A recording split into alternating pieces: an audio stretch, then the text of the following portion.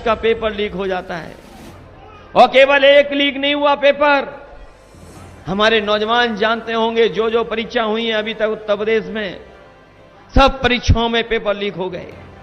और अभी तक 9 से ज्यादा परीक्षाएं के पेपर लीक हुए हैं। किसी को नौकरी नहीं देना चाहती सरकार। अभी हमने जब गणित का हिसाब किताब लगाया तो मैंने कहा कि अगर उत्तर प्रदेश में जो परीक्षाएं जिनके पेपर लीक हुए हैं उन नौजवानों की संख्या 60 लाख है, और यही 60 लाख नौजवान अगर उनके मां बाप को जोड़ दें तो 60 लाख परिवारों में 3 सदस्य हो गए जो इस सरकार के खिलाफ हैं। अगर 60 लाख का गुणा हम 3 से कर दें तो 1 करोड़ 80 लाख बनता है। और यही 1 करोड़ 80 लाख अगर 80 लोकसभाओं से भाग दे दें तो हर लोकसभा में 2,25,000 इस भारतीय जनता पार्टी का वोट कम हुआ है। जिस दल के खिलाफ किसान और नौजवान हो वो सरकार बचेगी कैसे, ये बता दो हमें आप। क्या सरकार बचेगी? और चाहे बड़े बड़े चैनल इलेक्टोरल बॉन्ड के बारे में बताएं न बताएं, लेकिन हमारा एक एक नौजवान जो मोबाइल चलाता है, जो देखता है, वो जानता है कि इलेक्टोरल बॉन्ड की चोरी जब से पकड़ी गई है तब से भारतीय जनता पार्टी का बैंड बज गया है। और जब कभी इलेक्टोरल बॉन्ड के बारे में बात होती है तो बीजेपी के लोग घबरा जाते हैं, कईयों को बेहोशी छा जाती है।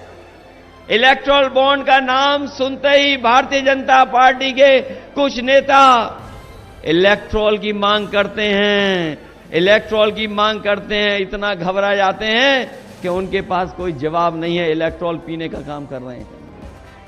बताओ इलेक्टोरल बॉन्ड में चोरी हुई है कि नहीं चोरी हुई है? कोई चंदा दे तो कम कम चंदा देता है, कोई 5,000 देता है, 10,000 देता है, 1 लाख देता है, 2 लाख दे देता है, लेकिन कोई 50 करोड़ नहीं देता है, 100 करोड़ नहीं देता है, 1,000 करोड़ नहीं देता है। याद है कि नहीं याद है?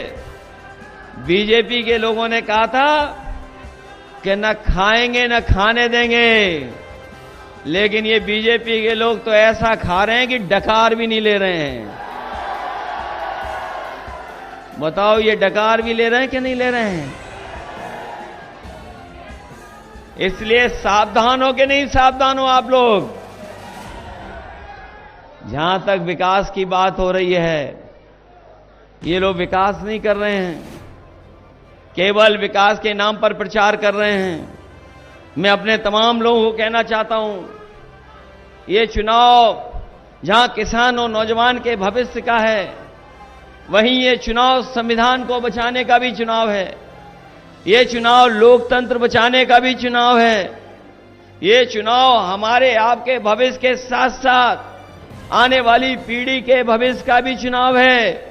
इसीलिए हम लोगों ने गठबंधन बना करके इस भारतीय जनता पार्टी का मुकाबला करने का काम किया है। और जिस तरह का समर्थन मिल रहा है, जिस तरह का सहयोग मिल रहा है, और कई ऐसे समाज के लोग निकल पड़े हैं सरकार को हराने के लिए निकल पड़े हैं। और हर तरफ इनके खिलाफ पंचायतें हो रही हैं, खुलकर के लोग इनके खिलाफ आ गए हैं। और ये जो डबल इंजन की सरकार है, इस चुनाव में केवल एक सरकार नहीं जाएगी, एक वोट डालोगे लोकतंत्र संविधान तो बचेगा, 2-2 सरकारें चली जाएंगी, ये रोक नहीं पाएंगे। इसलिए हम आपसे कहना चाहते हैं कि ये जो एनडीए वाले, ये जो गठबंधन बना करके घूम रहे बीजेपी के लोग, ये कह रहे हैं कि परिवारवाद की परिभाषा दे रहे हैं। हमने तो कई मौकों पर कहा और फिर कहता हूं कि बीजेपी के लोग संकल्प लें कि किसी भी परिवार वाले को टिकट नहीं देंगे और किसी भी परिवार वाले से वोट नहीं मांगेंगे। क्या ये बीजेपी के लोग ये संकल्प ले सकते हैं? इन्हें हमारा आपका परिवार दिखाई दे रहा है, लेकिन उन्हें अपना सबसे खतरनाक परिवार नहीं दिखाई दे रहा है, जो नफरत फैला रहा है, समाज में दूरियां पैदा कर रहा है, साजिश भी करता है, षड्यंत्र भी करता है। पूरे दुनिया का सबसे खतरनाक परिवार अगर किसी के साथ है तो वो भारतीय जनता पार्टी के साथ है। इसलिए सावधान रहोगे कि नहीं रहोगे? मैं आपसे एक बात और कहना चाहता हूं, जब कभी हम लोग तानाशाही का नाम लेते हैं, हिटलरशाही का नाम लेते हैं, तो हमें और आपको वो जर्मनी याद आ जाती है। याद रखना, जो जर्मनी का तानाशाह था वो लोकतंत्र के माध्यम से ही, वोट के माध्यम से ही पहुंचा था और एक बार गद्दी पर बैठ गया था, फिर गद्दी से नहीं हटा। इसलिए हम आपसे अपील करना चाहते हैं, आज तो वोट डाल ही रहे हैं लोगों ने ऐतिहासिक वोट डाला, अभी तो शाम तक वोट डालेंगे।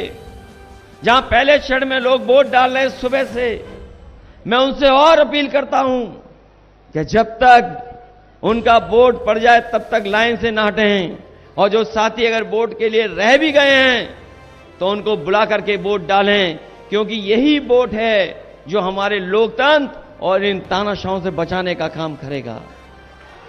क्योंकि झूठे लोग हैं, ये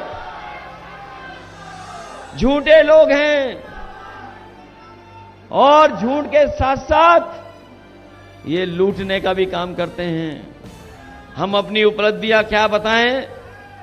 हमारे बुलंदशहर और नोएडा, ग्रेटर नोएडा के लोग जानते होंगे कि जब जब समाजवादी सरकार आई है, काम किया है। आज भी सड़कों पर अगर कोई तकलीफ और बीमारी में है, परेशानी में है, अगर कोई फोन मिलाता है, एम्बुलेंस मांगता है, तो फोन करने पर अगर एम्बुलेंस पहुंचती है तो वही एम्बुलेंस है जो कभी समाजवादियों ने शुरू की थी, वही हमारे गरीबों की मदद कर रही है। बताओ बीजेपी ने कितनी एम्बुलेंस बढ़ा दी? अगर बढ़ाई हो बीजेपी ने एम्बुलेंस तो बता दो। और इसी तरह पुलिस समय पर पहुंच जाए, लोगों की मदद करे। अगर कहीं झगड़ा हो जाए, कोई एक्सीडेंट हो जाए, तो फोन मिलाने पर पुलिस मदद के लिए पहुंच जाती थी। ऐसा 100 नंबर दिया था। लेकिन बीजेपी के लोगों ने 100 नंबर को 112 कर दिया, और जब से 112 किया, पुलिस ने भी अपना रेट बढ़ा लिया। बताओ, बढ़ा लिया रेट कि नहीं बढ़ा लिया?